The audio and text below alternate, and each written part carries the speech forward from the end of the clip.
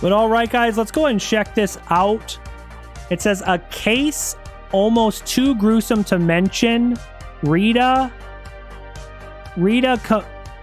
Camilleri. I don't know if I'm saying her last name right. This is by the channel Disturbin. This was requested by...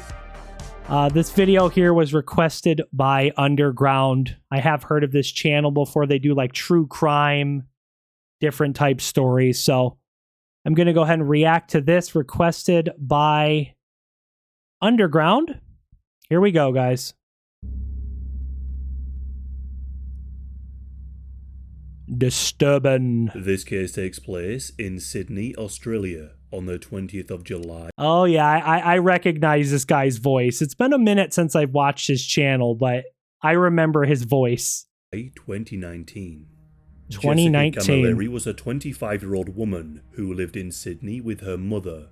Growing up, her parents had noticed that she was delayed in walking and talking. And later, teachers noticed her delays in reading, writing, and mathematics. Over the years, she had been diagnosed by various doctors who all gave various answers to her issues. She had been diagnosed with autism, OCD, depression, and ADHD, although some doctors believed she had schizophrenia.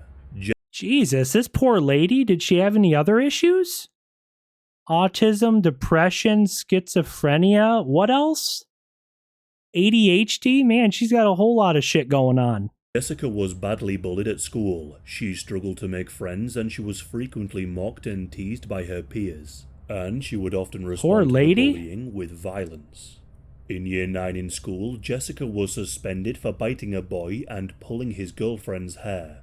The following year, she attacked a schoolgirl and was expelled. It's reported that Jessica had a particular dislike towards her female peers. In her home life, she would often have conflict with her family members. Following a fight with her parents, she was forced to live with her grandmother, with hopes that this may help to solve the issues. However, shortly after moving in, she attacked her auntie, so was made to go back and live with her parents again. Whilst living at home again, Jessica was constantly verbally aggressive to her parents. The stresses she brought upon her family resulted in her parents breaking up and her father leaving home. Jessica's mother Rita did everything she could for Jessica and support. Damn. She caused her parents to frickin' break up because her behavior was so bad? Damn, that's sad. Her despite her husband leaving. Despite the problems Jessica would cause, Rita assured her daughter that she would not be institutionalized. Starting in 2012, Jessica committed a series of assaults. On one occasion, I'm not trying to be mean, but that's this is a creepy smile. I'm not trying to be mean or nothing, guys. She's just like staring into my frickin' soul. She saw a woman holding her baby. Jessica walked over and pulled the woman's hair. 6 other such instances were reported to the police, where Jessica would approach random people and pull their hair. The reasons were usually that the person was looking at her in a way that she didn't like. This lady here, Jessica, would just go up to random women and pull their hair? Jeez. Jessica would also develop a very strange and disturbing hobby. She enjoyed calling random numbers to harass and threaten people on the other end. The kind of threats Jessica sounds like a crazy chick, to say it nicely, right? She would make was a sign of what was to come. One person who was a victim of these calls was a woman named Natalie Naylor. In 2015, Natalie received 20 phone calls from Jessica, and in these calls, she would threaten to kill Natalie's husband. Jessica would say, "Yo! I will come over to your door with a knife in my hand and slit your throat myself. I will ram a knife right through your neck and cut off your whole head." She did this to numerous people. Another person was a man named Matthew. For over 12 months in 2018, Jessica would call Matthew's personal numbers and business numbers at least 100 times a day. In these calls, she would threaten to stab him and cut his head off. Rita was made aware of these very disturbing phone calls. However, okay, how was her daughter Jessica not arrested and like put away a long time ago? Yo. Despite her trying, she was unable to stop Jessica from placing the calls. Despite Rita doing everything she could for her daughter, Jessica would be constantly rude and aggressive towards her. She would often scream and swear at her, even in public. Yeah, guys, I'm sorry. I'm sorry. Okay, so Rita's the mom. The girl here on the screen right now, this is Jessica, her daughter. If Jessica was my daughter, she'd be gone. I'm sorry. Like, I understand people have issues or they have behaviors, they do bad stuff. Yeah, you know, okay. But she's calling people, threatening to do terrible things to them. She's going up to random women and pulling their hair. Like, she would be like out of my house. June of 2018, Jessica's aggression began to escalate further. Her psychiatrist noted that she had very low impulse control and would lash out and act without thinking of any consequences. She was diagnosed with intermittent explosive disorder and was prescribed antidepressants and Valium. Although, by December, Jessica declared that she no longer wanted to take any medication. And now we arrive to July of 2019. At this point, Jessica and Rita Sorry guys, that was a bit of a jump scare. lived alone together. Her older sister had moved out and married, and of course her father had left home a number of years prior. And Jessica was seeing a therapist for her anger and depression. However, there was little improvement. On the 19th of July, Jessica made a number of phone calls to a random man. She made her usual threats. Guys, these selfies are scarier than any horror movie I've watched in a while. I'm not trying to be mean, but she just has like this menacing grin. She's like, she's taking these pictures from like some weird angle, and she's like got this creepy ass smile on her face. Freaking Jessica's crazy. Of decapitation and told him that she hopes he gets cancer and dies. Rita learned of this and sought help from the police in an attempt to get Jessica to stop this behavior. That same day, Rita took Jessica to the station and an officer gave Jessica a caution, instructing her to never call people and make threats ever again. Rita and Jessica then left the station and made their way home. Okay, guys, how does Jessica keep getting access to a phone? That seems to be the main problem here. Jessica keeps making random phone calls and threatening people, like serious threats, like doing harm to them. I don't even want to repeat, what Disturbing here is saying Jessica was saying in these phone calls. Don't have a home phone. Take her cell phone away. The mom, Rita, put a passcode on your cell phone. So Jessica can't, even if she gets your phone, there's a passcode or a lock on it, so Jessica can't use your phone. If there's no home phone, you take her phone, you put locks on everybody else's phones. There's a passcode, so Jessica can't get. How is she going to still make phone calls? Unless she's on like a computer or something. I don't know. Take away her computer too. Home together. The following day, on the 20th of July, a young relative of Rita and Jessica's came over to stay with them. This relative was only 4 years of age, so they are unnamed. What? Because they were only 4 years old, Rita needed to provide more supervision, care, and attention to the child. But this angered Jessica. She was bitterly jealous of the attention the child was receiving. Are you kidding me? Rita's grown-ass daughter, Jessica's jealous. What did he say? Who was the 4-year-old? Was it a family member? Was only 4 years of age. Gave Jessica a caution, instructing her to never call people and make threats ever again. Rita and Jessica then left the station and made their way home together. The following day, on the 20th of July, a young relative of Rita and Jessica... Okay, I didn't hear that part. a young relative. So somebody who's related to Rita and Jessica, a relative, only 4 years old. You know, Rita could have had other kids, another daughter, a son. Maybe it's her grandchild, 4 years old. A grown-ass woman, Jessica's jealous that Rita was giving the 4-year-old more attention than her grown ass. Come, seriously, Jessica? Jessica's came over to stay with them. This relative was only 4 years of age, so... And I'm going to say this too. Whoever the parents are of the 4-year-old, because he's not giving much information here because, you know, it's just a 4-year-old and they probably don't want to give too much information about the child. If I was the relative and that was my 4-year-old child, my child would not be going over with Rita if I knew Jessica was there. Hell no. Hey, Underground, thank you, man. Appreciate it. They are unnamed. Because they were only 4 years old, Rita needed to provide more... You guys agree with me? If my daughter's she's going to be 2 here in December. That'd be like if I had a family member who I knew they had a daughter that was unstable mentally, my 4-year-old child is not going to go over to that relative's house where I knew they had a daughter who was mentally unstable. Do you guys agree with me? More supervision, care, and attention to the child. But this angered Jessica. She was bitterly jealous absolutely of the attention not. the child was receiving. In the evening, Rita ordered a takeaway for Jessica and the young relative who was staying with them for the night. Soon after, Jessica told her mother that she was experiencing a severe stomachache and needed a doctor.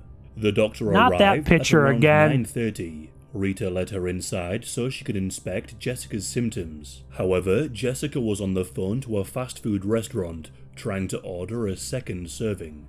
The doctor would later say that Rita tried to get Jessica to hang up on the phone, but Jessica refused and instead continued to speak on the phone.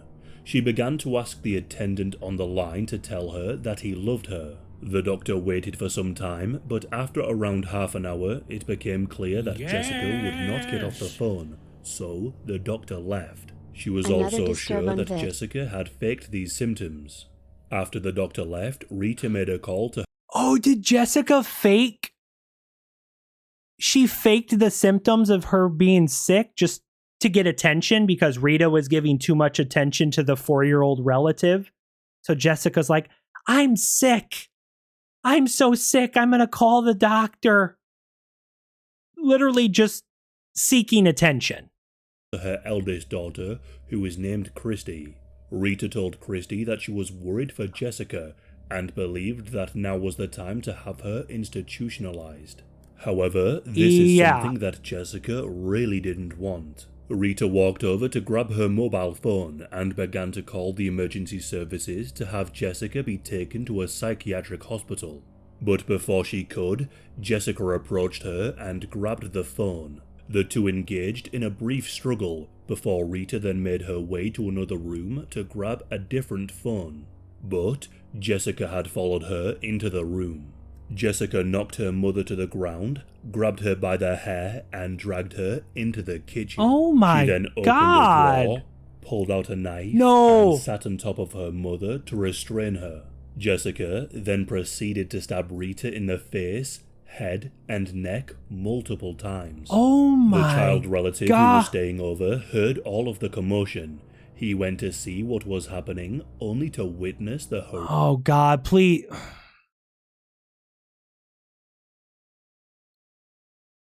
It's really disturbing what Jessica just did to her mother, Rita, but I really hope Jessica doesn't hurt the little 4-year-old. I hope the kid gets out of there. Oh my gosh. Horrific sight. This young 4-year-old boy bravely took action. He jumped on Jessica and tried to get her to stop attacking Rita. No. And took the lid of a toy box and struck her over the head. Of course, this brave young lad was far too young to do anything to stop Jessica from attacking Rita. But the fact that he tried to do something at that age is incredible. Jessica pushed the child away and slashed his face from his ear to his cheek. Oh my The child God! retreated, and due to the horrific scenes he had witnessed, he began to vomit a number of times. It's also likely that Rita was still alive when the young boy had tried to defend her. Jessica had used such force in stabbing her mother that she broke 4 knives. Each time one broke, 4 knives? What the frick? Oh my gosh, I hope this poor kid gets the hell out of this house. she would grab another. In total, Jessica stabbed her mother in the face and head over 100 times. 100? And had used a serrated knife to decapitate her. To fully sever Rita's head, Jessica began to twist and pull until it became fully detached. By the time she was done, Jessica was covered from head to toe in her mother's blood. She picked up her mother's head and walked to the next door neighbor's home, but she dropped her mother's head on the pavement on the way. Jessica knocked on the neighbor's door and asked them if they could call the emergency services for her. She then turned around and returned. Guys, I've said this before. A lot of times true crime is always like 10 times scarier than horror movies. You know, I know some horror movies are based off real life events, but you know, most horror movies are fabricated or they're changed to make it, you know, a scary movie to scare people. Shit like this, like real life crime, is a lot of the times a lot more disturbing and scary than any horror movie you can go see at the movie theater, you know. Home and called the emergency services herself. Here is the call. Hello, this is Alison from Police Emergency. We just received a call from this number. Yes, I need you to get the ambulance and the police out here immediately. To which address? I need you. This is a immediate life or death situation. Which suburb or town is that in? St. Clair. Okay, so St. Clair. And what's the nearest crossroad, please? What's the nearest one? Listen, can you talk to the neighbour? I'm flustered. Can you just talk to him? Because my hand's bleeding. Yeah. Thank you. Can you talk to? Oh, my finger's broken. I can't. It's all right. Okay, talk to him. Hello? Wait, is this Jessica on the phone? Did they say this is Jessica on the phone? What's happened? I don't know. We was just at home, but she just come in screaming for help. And when suddenly I opened the door, she said, "Just help me and call the police or ambulance." And she said to me, she had a fight with her mom, I think. Okay. My mum tried to stab me and I killed her, I think. So did she just say her mum tried to... Oh my God. Jessica's already freaking lying. She made up a story. She said, my mom tried to stab me and I think I killed her. That's not what happened. Freaking Jessica just freaking attacked her mom. Stab her? I don't know because of the... Yes. Yeah. And in self-defense, I think Oh I my killed her. gosh. Yes. Can you tell him to come immediately? Yeah, can you please just come immediately, please? Okay, so she believes that she may have killed her mother. Oh, okay. Yeah. Thanks, Underground, for the recommendation, man. And where is this where you are at the moment? Sorry, me? Yeah, so where are you at the moment? Oh, Is she with you at the moment? yeah, she's in the front yard of my house. Okay, all right. So how old is her mother? How old is your mother? My mum's dead, I think. How old is she? 57. 57.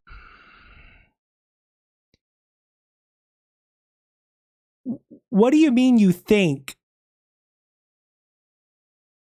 You chopped her head off. I don't think there's any thinking about it. You guys hear what they say, the man? I think the man on the phone's the neighbor, correct? You guys just hear Jessica in the background? My mom's dead, I think. I would say there's a pretty good chance if her head is detached from her body. I would say there's a pretty good chance. What do you mean you think? She's a frickin' liar. So is she not conscious? Nah. I Is she conscious? Oh, God. She tried to kill me. Okay, and you didn't check if she was breathing? There's a kid in there. Could you come with me, please? No, I can't. Check out Nigel Good True Crime Movie. A 4-year-old kid on his own in the house. And is her mother severely bleeding? No, because we didn't go to her house because I'm outside of my house. I can't go there. Okay. Yeah. Okay, so do you know what the lady's name is? And my fingers are broken. Her mother was just his name, her name. Rita Camilleri. Is that your name? Is that the lady's name who called? Yes. Can I talk to her? Lady, can you hear me? Yes. How does Jessica think she's going to get out of this? She's like, my finger's broken. My mom attacked me with a knife. What is she trying to claim self-defense? Okay, let's say that story's true. Let's say Jessica's mom, Rita, randomly attacked Jessica, with a knife or whatever. The police are going to show up and say, why? I mean, it's almost comical in a dark, disturbing way. It's like, all right, where's your mother's head? All right, you fought back in self-defense, Jessica. Well, where's your mom's head? It's so disturbing. It's almost like, I don't know. I seriously don't know what's going through Jessica's brain. Like, how do you think you're going to get out of this? All right, let's say your mom did attack you and you, in self-defense, you accidentally hurt or killed your mom. She's missing her freaking head. Like, oh, I don't even know what to say. Yes, I can. Your name's Jessica? My fingers are broken. Okay. Mum has had enough of me because I admit I've been a challenge and this ongoing thing's been going for months anyway.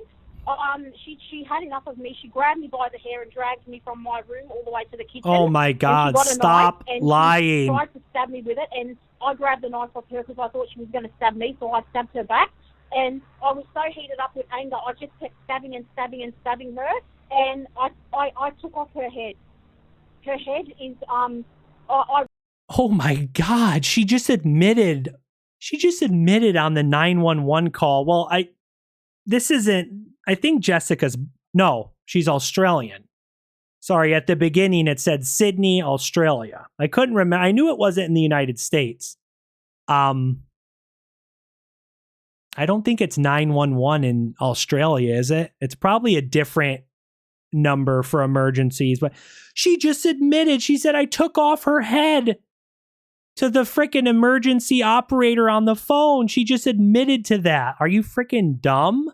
I ran to my neighbour, not this neighbour, my other neighbour before this one who's on the other side. He was at work. I told him to call the ambulance and the police immediately. He's going to do so, but no one's at home because everyone in the family is at work now. Okay. So he wasn't much help. He said, all I can do is I'll call the police and the ambulance to my address, and I thought it was going to take a bit of time, so I ran to my other neighbour on the other side. Okay. And I had my mum's head in my hand. I know this sounds insane, but I was taking it for evidence to show the neighbour. In the struggle, in the frustration, I didn't know what I was doing. I cut her head off. I chopped her head off with a knife. Okay, what type of knife was it? I'm literally losing brain cells listening to Jessica try to explain what happened. Oh, I killed my mom in self-defense, but then I carried her head over to the neighbor's house. What the hell are you talking about? Like, what are you actually saying? There was all sorts of knives. There was about 7 knives.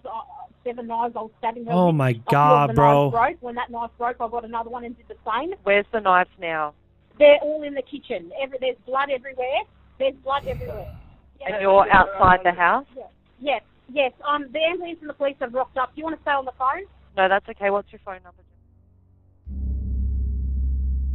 Officers arrived on the scene to find Jessica standing outside in a nightdress, completely covered in blood. Oh, When the police gosh. asked what had happened, she told the officers that her mother had tried to kill her with a knife and claimed So Jessica's sticking to that story, it sounds like.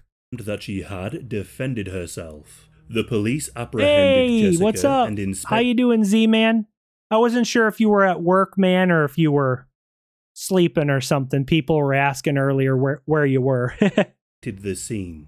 Inside, they found Yeah, the guys, I was sick. I was sick the past couple days. I kind of had a stomach bug. Everyone in my family got it.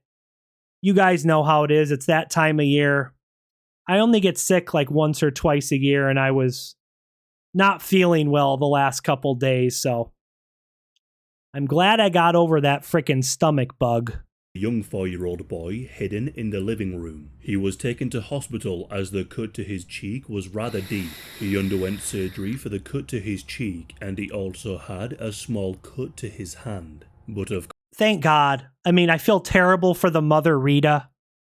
I mean, she died an extremely terrible death by her own frickin' crazy-ass daughter. But the little 4-year-old relative who was at the house, oh, thank God. He got a cut to his face and he had a cut on his hand, but he survived. Of course, the main damage was psychological. The young boy was deeply traumatized by the events that he witnessed that night. In the kitchen, the police found the lifeless body of Rita. Her head was also located outside the home. Before she was taken away, Jessica pointed to where the head was and asked the officers if they would be able to sew her mother's head back onto her shoulders. Jessica was taken to the station and was questioned further. Crazy she said bitch, that she had been attacked by her mother and did what she did in self-defense. I think she did get arrested. Marissa, I would almost guarantee. Yeah, she got arrested. However, Jessica had no physical injuries. She also only really seemed to care about what would happen to her now, and showed little remorse for what she had done. She didn't give a damn about her mother. Began to examine the scene. They were able to determine from the crime scene that Jessica was lying. She had been the aggressor the entire time. I don't think it would take a rocket scientist to figure out Jessica was making shit up. Oh, my mom attacked me, therefore I stabbed her 100 times and chopped her head off. Just self-defense. Purely self-defense, you know. It's not like, you know, I could have ran out of the house or, you know, left the scene. Nope. Rita had over 90 defensive injuries. Her hands had been cut to ribbons. In her final moments, she desperately tried to defend herself from Jessica, but tragically was unable to do so. When piecing together what had happened, they discovered that Jessica had sliced off the tip of Rita's nose and had also used a knife to pluck out both of her eyes. Oh, it was God. clear, too, that Jessica had held one of the eyes in her hand and squeezed it. Jessica was charged with the murder of Rita. While Jessica, you nasty... was awaiting trial, she was kept in a facility. In this facility, she lashed out at a number of women. She would usually pull their hair, but on one occasion, she poured boiling hot water over an inmate. The trial began on the 30th of November 2020. The evidence of the brutal crime was read to the jury, describing the horrific things Jessica had done to her mother. Jessica's hobbies were also brought up, which included the disturbing phone calls. But it was also brought up that she was obsessed with horror movies. And two movies in particular, The Texas Chainsaw Massacre and Jeepers Creepers. Oh, gosh. Jessica was trying to frickin' become Leatherface. I'm not trying to make a joke about this, but my God. I mean, rest in peace to her mom, Rita. She didn't deserve to frickin' die like that by her own daughter, but one of her two favorite horror movies, one of them was Texas Chainsaw Massacre. She's frickin' trying to be frickin' Leatherface. Oh my God. She was known to watch these movies on repeat. I'm not claiming that movies caused these things to happen. I'm just mentioning what was brought up in court and by the media. A family friend also came forward and said that Jessica had voiced her concerns about being put into a hospital. Jessica told this family friend that she would rather kill someone than return to a psychiatric hospital. Jessica's defense team brought up the various mental disorders she had that would have impaired her ability to control her anger and emotions. It was concluded that Jessica had an... Oh, I know, Ray. Ed Gein. I've watched stuff about that. Oh, yeah. Out of Wisconsin. intellectual disability disorder, autism, and severe anger issues, along with narcissistic features and features of OCD, depression, anxiety, and ADHD. However, the prosecution brought forward evidence from a psychiatrist that showed that Jessica knew right from wrong. When the family of Rita read their victim impact statement... Yeah, Jessica may have had some mental disabilities or mental issues, but she knew right from wrong. She was trying to lie on the frickin' phone to the emergency operator. She wasn't stupid. She knew what she did was wrong. To the court, it was reported that Jessica showed little interest in what they had to say. The jury were convinced that Jessica's judgment was impaired by her conditions, and as a result of this, she was found guilty of manslaughter and not murder. Jessica was sentenced to 21 years and 7 months. After being convicted, Jessica spoke with a forensic psychiatrist, and she admitted to him that she attacked her mother and did not act in self-defense. She told the psychiatrist that she hacked her mother like a butcher, and described how she twisted her mother's head to fully remove it. Jessica also claimed that the murder was as brutal as it was because she had been inspired by the horror movies she had watched. Since being incarcerated, Jessica has expressed remorse for what she had done. Oh no, guys. Does that mean if I keep reacting to these scary crime, scary videos, am I going to turn into a frickin' killer? Frickin' Jessica was influenced by all these horror movies she was watching. Uh-oh. I better stop watching this scary stuff, guys. Although, this does seem to be somewhat disingenuous, as in September of 2022, Jessica appealed her sentence. The result of this appeal is yet to be determined. Jessica's older sister Christy has stated that before the attack, Jessica had all the support she needed. All the support she refused. Jessica preferred the attention her behavior attracted instead. Christy described her mother as having a heart of gold and always put other people before herself. Others have said that Rita's unconditional love for Jessica was remarkable, but that sadly she was blindsided and couldn't see what Jessica was truly capable of. My God. Well, guys, this was definitely disturbing. Man, rest in peace to the mom. The poor mom, Rita, did not deserve to frickin' die like that. That's frickin' sad.